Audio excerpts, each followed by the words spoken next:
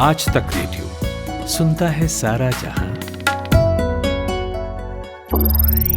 ज्ञान ध्यान।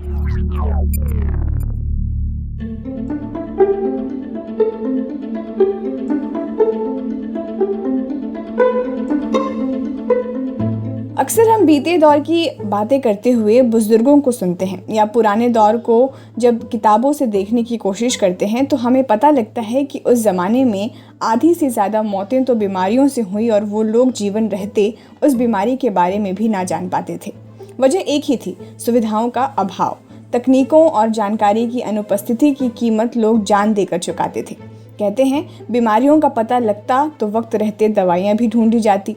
बहरहाल विज्ञान ने तरक्की तो की, बीमारियों को भी पहचाना गया और दवाइयों को भी। और अब विज्ञान वहाँ खड़ा हो गया है जहाँ मरने वालों की बीमारी भी हमें पता लगा ले रहे हैं। ये बहुत कॉमन भी हो गया है। किसी के मरने में अगर कोई रहस्य सा बने तो भी 2 दिन में ही एक रिपोर्ट आती है जिसे पोस्टमार्टम रिपोर्ट कहते हैं। ये रिपोर्ट बताती है कि फलां को ये बीमारी थी और फलां इसकी वजह से मरा। अब दिमाग यहाँ आकर कई बार ब्रेक लगाता है कि भाई वो कौन सा तरीका है जिससे ये लोग मरे हुए व्यक्ति की भी स्थिति जान लेते हैं।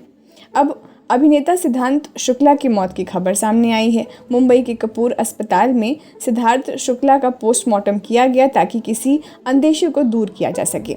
शुरुआती रिपोर्ट आ गई है जिसमें किसी तरह की गड़बड़ी की बात तो नहीं कही गई है, लेकिन हिस्टोपैथोलॉजी स्टडी का होना बाकी है। आज बात हिस्टोपैथोलॉजी स्टडी पर ही। माना जा रहा है कि इस रिपोर्ट के आने के बाद मौत के मूल कारण का पता लग पाएगा, क्योंकि सिद्धार्थ ने सोने से पहले कुछ दवाइयां ली थी। तो क्या है ये स्टडी और कैसे और क्यों किया जाता है और पोस्टमार्टम के बाद भी इसकी ज़रूरत क्यों पड़ती है? नमस्कार, मेरा नाम है खुशबू और आप सुन रहे हैं आज तक रेडियो का पॉडकास्ट ज्ञान ध्यान। साल था 1932। नाल व रस्का नाम के 2 साइंटिस्ट ने इलेक्ट्रॉन माइक्रोस्कोप का आविष्कार किया। इसका फ़ायदा ये हुआ कि शरीर के अंदर मौजूद टिश्यूज़ और सेल्स और कोशिकाओं का अध्ययन इसी माइक्रोस्कोप के थ्रू आसान हो गया। इसके बाद से सेल्स और टिश्यूज़ की स्थिति देखी जाने लगी और वो स्थिति बताने लगी कि शरीर के अंदर सब कुछ ठीक है या नहीं। यानी शरीर की बीमारियों को सेल्स और टिश्यूज़ के अध्ययन के ज़रिए पता लगाने की शुरुआत हुई। इस स्टडी यानी इस अध्ययन का नाम दिया गया हिस्टोपैथोलॉजी। तो कुल मिलाकर आसान भाषा में समझें तो हिस्टोपैथोलॉजी किसी के शरीर के सेल से जुड़ी बीमारियों को स्टडी करने के लिए की जाती है।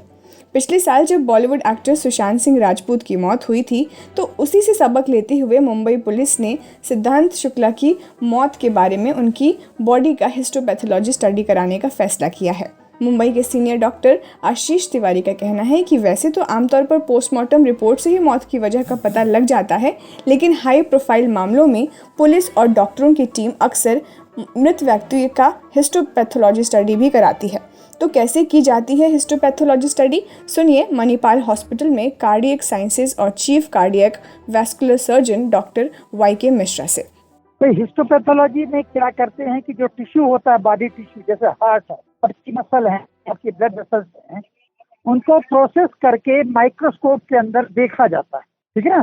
क्या होता है कि जो वेरियस टिश्यूज होते हैं उन टिश्यूज को स्टेन किया जाता है और वो स्पेसिफिक स्टेन के बाद में जो टिश्यूज हैं उनका सेक्शन कट करके माइक्रोस्कोप के अंदर देखा जाता है। अब वो माइक्रोस्कोप 2 तरह के हो सकते हैं, एक लाइट माइक्रोस्कोप होते हैं, दूसरे होते हैं इलेक्ट्रॉन माइक्रोस्कोप। तो बेसिकली दिस इज जो टिश्यूज हैं उनको देखने के लिए माइक्रोस्कोप का उपयोग किया जाता है। सिद्धांत शुक्ला के विसरा को भी सुरक्षित रखा जाएगा। विसरा रिपोर्ट तब तैयार की जाती है जब ऑटोप्सी अस्थिर लगे। इसमें शरीर के अंदरूनी अंगों की जांच होती है। उनकी रिपोर्ट में पाया गया कि शरीर के बाहर या भीतर कोई चोट के निशान नहीं है। पुलिस ने बताया कि चूंकि उनके शरीर को सीधा हॉस्पिटल लाया गया था, इसलिए ये डबल चेक करना ज़रूरी है। मौजूदा वक्त में किसी भी पोस्टमार्टम रिपोर्ट को फाइल करने में हिस्टोपैथोलॉजी स्टडी काफ़ी ज़रूरी होती है, जिसे अलग अलग चरणों में किया जाता है, जिसमें माइक्रोस्कोप से टेस्टिंग के समेत सभी सेल्स की जांच की जाती है, जैसा कि आपने डॉक्टर YK मिश्रा से सुना। तो पोस्टमार्टम हो गया, इसके बावजूद ये स्टडी क्यों इतनी ज़रूरी है, इसकी ज़रूरत क्यों पड़ती है और किन हालातों में इसे ज़्यादा प्रेफर किया जाता है, सुनिए डॉक्टर YK मिश्रा को। तो जब पोस्टमार्टम के बाद जो हम आर्गन निकाल के देखते हैं नेकेड आइज से, तो उसमें हम ग्रासली नेकेड आइज से देख पाते हैं पूरे टिश्यूज को, टिश्यू के अंदर क्या चेंजेस हो रहे हैं, सेल्स के अंदर क्या चेंजेस हो रहे हैं, वो नेकेड आई से हम नहीं देख सकते। उसके लिए हमें माइक्रोस्कोप की जरूरत पड़ती है। माइक्रोस्कोप के द्वारा हम इंडिविजुअल सेल्स को देख पाते हैं, मसल्स के फाइबर्स को देख पाते हैं, जो कि नेकेड आई से नहीं देख पाते। तो इसलिए माइक्रोस्कोप के अंदर जो हिस्टोपैथोलॉजी की जरूरत पड़ती है। अब जैसे कि एक इंडिविजुअल की जो सडन कार्डियक डेथ होती है, उससे कई कारण होते हैं। एक ये होता है कि जो मसल्स की हाइपरट्रॉफी हो जाती है, उसको कहते हैं हाइपरट्रॉफिक कार्डियोमायोपैथी, जिसमें कि इंडिविजुअल की सडन डेथ हो सकती है, सडन कार्डियक अरेस्ट होता है। अब वो मसल के अंदर क्या चेंजेज हैं, उसको हम हिस्टोपैथोलॉजी के अंदर ही देख पाएंगे कि सेल्स की हाइपरट्रॉफी है, उसके न्यूक्लियस में क्या चेंजेज हैं, उसमें फाइब्रोसिस है कि नहीं, वो नेकेड आई से नहीं देखा जा सकता। वहां पर हमें जरूरत पड़ती है हिस्टोपैथोलॉजी और अंडर माइक्रोस्कोप देखने की। ऐसे ही मान लीजिए किसी को जैसे कि कोरोनरी आर्टरी डिजीज है और उसको हार्ट अटैक होता है, तो जो मसल्स हैं वो डेड हो जाती हैं, उनको अच्छी तरह से परसीव करने के लिए, देखने के लिए उन मसल सेल्स को देखना पड़ता है कि वो डेड हुई हैं। तीसरी चीज है कि जो आर्टरीज हैं जो सप्लाई करती हैं मसल्स को हार्ट के, उनमें क्या चेंजेज आ रहे हैं, ब्लॉकेज है, एथेरोस्क्लेरोटिक चेंजेस हैं, उनको भी अंडर माइक्रोस्कोप देख करके स्पेसिफिकली उस चीज को जाना जाता है। इसके साथ में कोई जेनेटिक चेंजेस होते हैं, जैसे जेनेटिक प्रेडिस्पोजिशन होता है, वो जीनोम्स को भी एनालिसिस की जाती है हिस्टोपैथोलॉजी और अंडर माइक्रोस्कोप। तो ये था हमारा आज का ज्ञान ध्यान हिस्टोपैथोलॉजी के ऊपर। और जैसा कि आपने सुना, उस हिसाब से सिद्धांत शुक्ला मामले में इस स्टडी से जांच होती है तो ये पता चल जाएगा कि अगर उन्हें कार्डियक अरेस्ट आया था तो किन किन वजहों से आया था, और ये भी कि कहीं उन्हें पहले से कोई जेनेटिक बीमारी तो नहीं थी।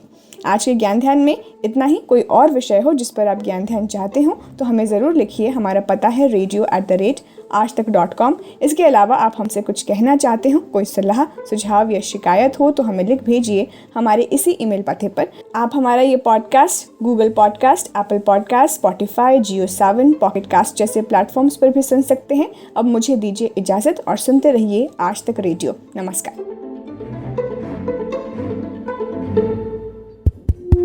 अपार हर्ष के साथ सभी सुनने वालों को सूचित किया जाता है कि वॉइस नोट में, आवाज में अपना रिएक्शन भेजना चाहते हैं, और वो आसान भी है, बस बटन दबाइए भेजिए। तो नंबर है, लिख लीजिए कि 99-533-233-03।